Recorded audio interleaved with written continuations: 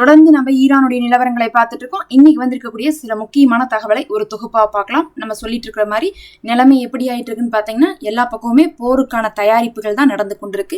America போரே இல்லைன்னு சொல்லிட்டே இருந்தாலும் கூட அவங்க நிறைய தயாரிப்புகள் பண்ணியிருக்காங்க. இஸ்ரேலுக்கு ஆயுதங்களை அனுப்பியிருக்காங்க. மறுபக்கம் பாத்தீங்கன்னா அவர்களுடைய விமானங்களையும், இன்னும் சொல்ல போனா இஸ்ரேல்ல இருக்கக்கூடிய அயன் டோமை கொண்டு போய் இப்போது மத்திய கிழக்கு நாடுகள்ல வச்சிருக்காங்க. இதுவரை இஸ்ரேலுடைய அயன் டோம் மத்திய கிழக்கு நாடுகளுக்கு போனதே இல்லை. ஆனா இந்த தடவை போயிருக்கு. அதே மாதிரி அமெரிக்கா எப்பயுமே கொடுப்பாங்க. அவங்களுடைய தளங்கள் இருக்கிறனால அவங்க அயன் டோம் போன்ற கருவிகளை கொடுப்பாங்க. இஸ்ரேல்னா அயன் டோம், அமெரிக்கான்னு பார்த்தீங்கன்னா தாட் சிஸ்டம், ரேடார் சிஸ்டம் இந்த மாதிரிலாம் கொடுப்பாங்க. அதெல்லாம் கொடுத்துட்டு இருந்தவங்க இப்போ மறுபடியும் கொண்டு போய் இறக்கி இருக்காங்க. அப்போ இத்தனை வேலையை பண்ணுறாங்கன்னா என்ன அர்த்தம்? அவங்க போருக்கு தயாராகிட்டு இருக்காங்கன்னு அர்த்தம். ரொம்ப முக்கியமான விஷயம்னு பார்த்தீங்கன்னா ஈரானுடைய கடுமையான எச்சரிக்கை. ஈரானுக்கு நல்லா தெரியுது போர் கன்ஃபார்மாக வரும்ட்டு சொல்லிட்டு இருக்காங்க. அவங்க இன்னைக்கு கூட அறிவிப்பு கொடுத்துருக்காங்க, கண்டிப்பாக போர் வந்துடும் சொல்கிறாங்க. ஏன்னா ரொம்ப சூழ்நிலை நெருக்கமாயிட்டு வருது, வேற வழியே இல்லை, போர் தான் வரப்போகுதுன்ட்டு.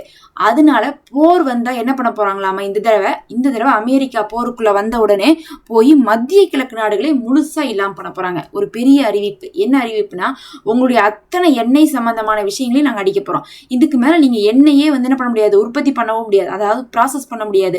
அதுக்கப்புறம் அதை என்ன பண்ண முடியாது, எங்கேயுமே டிரான்ஸ்ஃபர் பண்ண முடியாது. அந்த மாதிரி ஒரு அடிக்க போறோம்னு சொல்லிட்டு இன்னைக்கு ஈரான் மத்திய கிழக்கு நாடுகளுக்கு அழுத்தம் கொடுத்துருக்காங்க. ஏன்னா அமெரிக்காவை நிறுத்துறதுக்கு ஒரு ஆள் யாருன்னு பார்த்தா மத்திய கிழக்கு நாடுகள் தான். இந்த யூரோப் நாடுகள், நேட்டோ நாடுகள்லாம் சொன்னா கேட்கவே மாட்டாங்க.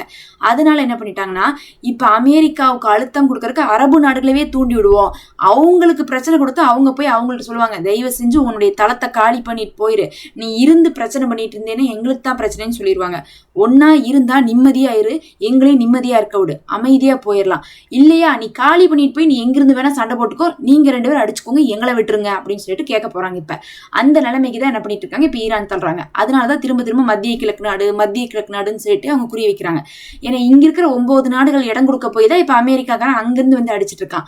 அதனால இவங்களை துரத்துறதுக்காகவே என்ன சொல்லிட்டாங்க, எல்லா எண்ணெய் சம்பந்தமான விஷயங்களும் க்ளோஸ் பண்ண போறேன், பாத்துக்கோங்க. அதுக்கப்புறம் நீங்க எப்படி உற்பத்தி பண்றீங்க, விற்கிறீங்க, நான் பாத்துறேன் அப்படின்னு சொல்லியிருக்காங்க. இன்னைக்கு ஒரு தகவல் வந்திருக்கு பாருங்க, குவைத் ஏமாளி அவங்க தான் நம்ம சொல்லணும். ஏன்னா இந்த கடந்த 1 மாசம் பூரா போர் நடந்துட்டு இருக்கு நமக்கு தெரியும். ஏன்னா இப்போ 2 மாசமாவே போர் நடக்குது. அதுல முதல் மாசம் கூட அப்படி இப்படின்னு போனாலும் கடந்த 1 மாசம் பாத்தீங்கன்னா கடுமையான ஒரு நிலைமை தான். போர் நின்னாலும் கூட சமாதானம்னு சொல்லிட்டு ஒரு பெரிய நிம்மதியான நிலவரம் இல்லை டிரான்ஸ்ஃபர் பண்றதுக்கு. அதனால என்னாச்சுன்னா எல்லாரும் எப்படியோ என்ன பண்ணிருக்காங்க, எண்ணெயை உற்பத்தி பண்ணி வித்துட்டு இருந்திருக்காங்க. அதுல பார்த்தா கத்தாரும் எண்ணெயை என்ன பண்ணிருக்காங்க, ஏற்றுமதி பண்ணிருக்காங்க. சவுதி என்ன பண்ணிருக்காங்க, பைப் லைன் மூலமா ஏற்றுமதி பண்ணிருக்காங்க. யுஏஇ என்ன பண்ணிருக்காங்க, அவங்க வேற வழியா ஏற்றுமதி பண்ணிருக்காங்க. ஈரான் என்ன பண்ணிருக்காங்க, என்னதான் அமெரிக்கா தடுத்தாலும் வெவ்வேறு ரூட் வழியாக ஏற்றுமதி பண்ணிருக்காங்க. இன்னைக்கு அவங்க ஏற்றுமதி பண்ண ஒரு கப்பல் அது எவ்வளவோ 5 மில்லியன் பீப்பாயாமா, அந்த அளவுக்கு இருக்கிற கப்பல் இப்ப டெஸ்டினேஷன்ல போய் சேர்ந்திருக்கு. டெஸ்டினேஷன்னா அது எந்த இடத்துக்கு போய் சேரணுமோ அந்த இடத்துக்கு போய் சேர்ந்திருக்கு. இன்னி பாத்தீங்கன்னா திருப்பி அந்த கப்பல் காலியா வரும், அங்கிருந்து எண்ணெய் இறக்கி வச்சுட்டு. அப்பதான் என்ன பண்ணுவானா, அமெரிக்காக்காரன் இனிமேல் பிடிக்க போறான். ஏன்னா விட்டுட்டான், கவனிக்காம விட்டுட்டான். அவ்வளவு பெரிய கடல் பரப்புல விட்டுட்டு ஈரான் பாருங்க கண்ணிலேயே மண்ணை தூவி போட்டு என்ன பண்ணிருக்காங்க, கொண்டு போய் இறக்கிட்டு வந்திருக்காங்க 5 லட்சம் பீப்பாய. அது விற்கிற விலைவாசிக்கு எவ்வளவு லாபம் அவங்களுக்கு, ஈரானுக்கு இருக்கிற நிலைமைக்கு அது சூப்பரா இருந்திருக்கும். அது கொண்டு போய் வித்துட்டு இருக்காங்க. இத்தனை பேர் இதை பண்ணிட்டு இருக்காங்க. ஆனா குவைத் இன்னைக்கு சொல்லுது, கடந்த 1 மாசத்துல ஒரு சொட்டு கூட ஏற்றுமதி பண்ணல அப்படின்னு சொல்லியிருக்காங்க. அப்ப பார்க்க போனா யார் ஏமாளி, இவங்கதான் ஏமாளியா இருந்திருக்காங்க. இந்த ஹார்மோஸ் க்ளோஸ் செய்யப்பட்டனால எங்களுக்கு பெரிய நஷ்டம்னு சொல்லிட்டு குவைத்து பேரி வச்சு அழுகாத குறையா போயிருக்கு. அப்புறம் எல்லாருன்ட்டு நாங்களாம் இவ்வளவு பண்ணிருக்கோம், நாங்களாம் அவ்வளவு பண்ணிருக்கோம்னு சொன்னதுக்கு பிறகு, அட பாவிகளா நீங்கெல்லாம் பண்ணிட்டீங்க, நான் தான் ஒண்ணும் பண்ணலையா அப்படின்னு சொல்லிட்டு என்ன பண்ணிருக்காங்க, குவைத்தே அறிவிப்பு கொடுத்திருக்காங்க. அப்ப என்ன அர்த்தம், கொஞ்சம் இப்படி எல்லாம் இருந்தாலும் கூட ஏதோ ஒண்ணு ஏற்றுமதி எல்லாம் பண்ணிட்டு இருக்காங்க, அதை வச்சுதான் வருவாய் ஈட்டிட்டு இருக்காங்கன்னு அர்த்தம். அதவே முழுசா நான் அடிச்சிருவேன், நீங்க என்னதான் பண்ணலான்னு பாக்கலாம்னு சொல்லிட்டு ஈரான் சொல்லியிருக்கனால இப்ப அரபு நாடுகளுக்கு பெரிய பிரச்சனை. அடுத்து ரொம்ப முக்கியமாக இதை மட்டும் விட போறேன்னு நினைச்சீங்களா, அடுத்தது இன்னொரு முக்கியமான விஷயம் வச்சிருக்கேன். அதுதான் ஃபைபர் கேபிளை பத்தி ஆரம்பத்துல இருந்தே ஹவுதீஸும் சொல்லிட்டு தான் இருக்காங்க, ஈரானும் சொல்லிட்டு தான் இருக்காங்க. அது என்னன்னு பாத்தீங்கன்னா, கடலுக்கு அடியில கேபிள் போடுவாங்க. அதாவது நம்ம யூஸ் பண்ற இன்டர்நெட்ல நம்மளை பொறுத்தவரை கேட்டா என்ன நினைச்சிட்டு இருப்போம், சேட்டலைட்ல இருந்து வருதுன்னு நம்ம சொல்லுவோம். ஆனா அதிகமான இன்டர்நெட் சர்வீஸ்லாம் பாத்தீங்கன்னா கேபிள் வழியா தான் வருது. முக்கியமாக வந்து பார்த்தீங்கன்னா இந்த நம்மளை மாதிரி இருக்கிறதோட இந்த கிளவுட் சிஸ்டம்லாம் யூஸ் பண்ணுறாங்களா கவர்மெண்ட்லாம், அதுக்கெல்லாம் வந்து கேபிள் வழியாக தான் கரண்ட் வந்துட்டு இருக்கு, சாரி இன்டர்நெட் வந்துட்டு இருக்கு. அதுவும் 30% நம்மளுடைய நாடு இருக்கு பாருங்க, இந்த ஏசியா கான்டினென்ட்ல வரக்கூடிய கரண்ட்ல சாரி இன்டர்நெட்ல வந்து 30% வந்து பார்த்தீங்கன்னா உங்களுக்கு கடலடியில தான் வருது. அதுவும் அந்த ஈரான் ஹவுதீஸ் இருக்கக்கூடிய அந்த ஏமன் வேலை கூட அடியில் இருக்கக்கூடிய கேபிள்ஸ்ல தான் வருது. அந்த கேபிள்ஸ்ல ஒரு 17 முக்கியமான கேபிள்ஸ், நிறைய கேபிள்ஸ் இருக்கு, நிறைய நாடுகளுக்கு போகுது, அதெல்லாம் உங்களுக்கு டார்கெட் இல்லையமா, 17 முக்கியமான கேபிள்ஸ் அதுதான் மத்திய கிழக்கு நாடுகளுக்கு கல்ஃப் கண்ட்ரீஸ்க்கு வந்து பார்த்தீங்கன்னா இன்டர்நெட் கொடுக்குதாமா. அதை நாங்கள் துண்டிக்க போகிறோம்னு சொல்லியிருக்காங்க. அதை பெருசாலாம் கஷ்டப்பட்டெல்லாம் துண்டிக்க தேவையில்லை. எங்களுடைய கடல் கடியில் இருக்கக்கூடிய கன்னி வெடிகளில் ஏதாவது ஒன்றை இயக்கினாவே போதும், முழுசாக அவங்க கேபிள் போயிடும் இருக்காங்க. இதில் என்ன ஆபத்துனா, அந்த கேபிள்லாம் ஒரு தடவை சின்ன ஏதோ ஒரு ரிப்பேர் ஆயிடுச்சு, ஒரு மீன் வந்து ஏதோ ஒன்று முட்டி மோதிருச்சுனாலும் கூட அதை போய் ரிப்பேர் பண்ணுறதுக்கு $3 மில்லியன் அளவுக்கு ஒவ்வொரு தடவையும் செலவாகுமா. ஏன்னா அந்த கேபிள்லாம் அவ்வளோ செக்யூர்டாக வந்து என்ன பண்ணிருப்பாங்க, பதிச்சிருப்பாங்க. அது மட்டும் இல்லாம அதுக்குன்னு தனியா கப்பல் இருக்கு. அதை யாரு ஹேண்டில் பண்றதுன்னு பார்த்தா UAE தான் ஹேண்டில் பண்றாங்க. UAE மொத்தமா இருக்கிறதே 8 படகுகள் தான். அதை வச்சுதான் அதை வந்து என்ன பண்ணிருக்காங்க, கேபிளை வந்து அசம்பிள் பண்ணிருக்காங்க. இதுக்குன்னே வந்து ஸ்பெஷலா அவங்க கிரியேட் பண்ண படகுகள். அதுல அந்த 8ல 7 வந்து பாத்தீங்கன்னா வெளியே இருக்கு. ஒன்னு தான் வந்து எங்க இருக்குன்னு பாத்தீங்கன்னா சவுதிக்கு கிட்ட இருந்துட்டு இருக்கு.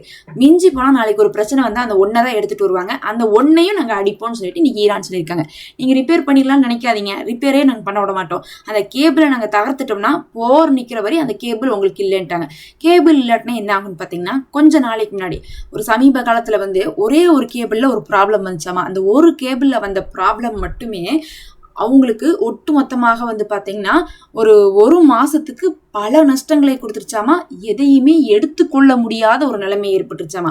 அந்த கேபிள் எல்லாம் இதானதுக்கு பிறகு, அந்த இன்டர்நெட்லாம் வந்து உங்களுக்கு பாதிப்பானதுக்கு பிறகு அவங்களுடைய எந்த ஒரு ப்ராசஸும், காசு கட்டுறது, இப்போ நம்ம பேடிஎம்ல தான் கட்டுறோம், எல்லாமே இன்டர்நெட் மூலமாக வந்துருச்சா.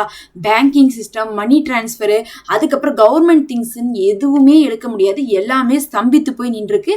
இதில் பல கோடி ரூபாய் ஏற்கனவே நஷ்டத்தை இவங்க அனுபவிச்சிருக்காங்க ஒரு குறிப்பிட்ட சிச்சுவேஷன்ல. அப்படி இருக்கும்போது மறுபடியும் என்ன ஆகுது, இந்த 17 கேபிளை கட் பண்ணா மத்திய கிழக்கு நாடுக்கு கரண்டே இருக்காது. கரண்டே இல்லாட்டினா நீங்க படாத பாடுபட போறீங்கன்னு சொல்லிட்டு சொல்லியிருக்காங்க. அப்போ ஒன்று எண்ணெய் அழிப்போம், இன்னொன்று வந்து நெட்டை அழிப்போம்னு சொல்லிட்டு இவங்க கொடுத்துருக்கக்கூடிய வார்னிங்னால இப்போ பெரும் பரபரப்பை ஏற்படுத்தியிருக்கு. சவுதி போன்ற நாடுகள்லாம் வந்து என்னடா இது, இந்த ட்ரம்ப் வேற இந்த போரை நிறுத்த மாட்டேங்கிறாரே, நிறுத்திட்டா பரவாயில்லையேன்னு சொல்லிட்டு நினைக்கிற அளவுக்கு இப்போ நிலைமை வந்திருக்குது. இப்பதான் எல்லாருக்கும் சந்தேகம் வருது. இதனாலதான் இவங்க என்ன பண்ணாங்க, அமேசானுடைய நிறுவனத்தை வந்து வச்சு தாக்குனாங்க மத்திய கிழக்கு நாடுகள்ல. நபருக்கா ஒரு 2-3 வாரத்துக்கு முன்னாடி. அது மூலமா என்ன காட்டுறாங்கன்னா, அது தாக்கப்பட்ட போதே வந்து நிறைய டேட்டாஸ் எடுக்க முடியாம திணறி இருக்காங்க, பெரிய செலவு ஏற்பட்டிருக்கு. அப்ப இந்த மாதிரி வந்து வெப் சர்வீஸ் இருக்கக்கூடிய இடத்த வந்து தாக்குறது இவங்களுடைய கெப்பாசிட்டி காட்டுறாங்க. நாங்க இதை மாதிரி செய்ய போறோம், எங்களுடைய எண்ணம் வந்து வெறும் எண்ணெய் மட்டும் கிடையாது, அடுத்தது என்னது இன்டர்நெட்டும் தான். இன்டர்நெட்டை முடக்கினா அப்படியே மொத்த நாடுமே ஸ்தம்பித்து போகும். எந்த இன்ஃபர்மேஷனும் உள்ள இருந்து எடுக்க முடியாட்டினா பெரிய நஷ்டத்துல போய் மாட்டுவாங்க. அவங்க வந்து பாத்தீங்கன்னா இன்வெஸ்ட் பண்ணது எல்லாமே மாறும். அந்த மாதிரி வந்து ஏற்கனவே பயப்படுத்தி வச்சிருந்தனால இப்ப எல்லாரும் என்ன பண்றாங்க, கண்டிப்பா இவங்க செய்வாங்க, இவங்க செய்யக்கூடியவங்க தான் அப்படின்னு சொல்லிட்டு அரபு நாடுகளே பயப்படுறாங்க. இப்படி பண்ணாதான் அரபு நாடுகள் என்ன பண்ணுவாங்க, அமெரிக்காவுக்கு அழுத்தம் கொடுப்பாங்க. அதுக்காக தான் இவங்க இப்படி பண்றாங்க. இது இல்லாம அணு ஆயுதத்தை பத்தி ஈரான் என்ன சொல்லிட்டு இருக்காங்க, நாங்க வந்து அதை தயாரிச்சிருக்கோம், நீங்களாம் வச்சிருக்கிற மாதிரி நாங்களும் வச்சிருக்க போறோம், நாங்க எதுக்கு உங்க மேல வந்து போட போறோம், நீங்களாம் வச்சிருக்கீங்கல்ல, நாங்க பேசாம தானே இருக்கோம் அப்படின்னு கேள்வி கேட்க ஆரம்பிச்சிருக்காங்க. அணு ஆயுத நாடாக மாறுறதுக்கு தான் ஈரானும் ட்ரை பண்ணிட்டு இருக்காங்க. பொறுத்திருந்து பார்ப்போம். இதெல்லாம் தான் இப்ப வந்து முக்கியமான தகவல்.